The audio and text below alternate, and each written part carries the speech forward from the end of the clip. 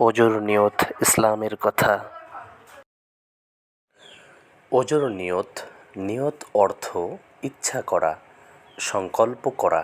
মনে মনে আমরা পবিত্র হওয়ার উদ্দেশ্যে যখন অজুখানায় প্রবেশ করি তখনই ওজোর নিয়ত হয়ে যায়। কোরআন হাদিসের কোথাও ওজোর শুরুতে পড়তে হবে এমন নিয়তের বাক্য বর্ণনা করা হয়নি।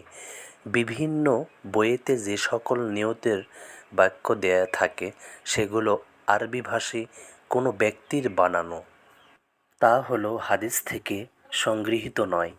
তাই ওজোর শুরুতে সেই আরবি বাক্যগুলো মুখে উচ্চারণ করাকে জরুরি বা বেশি সওয়াবের কাজ কিংবা দ্বীনের অপরিহার্য অংশ মনে করা বিদআত। তাই আমরা সবাই এসব চটি বই থেকে এবং ছোট্ট ছোট্ট হাদিসের বই থেকে বিরত থাকব, সাবধান হব।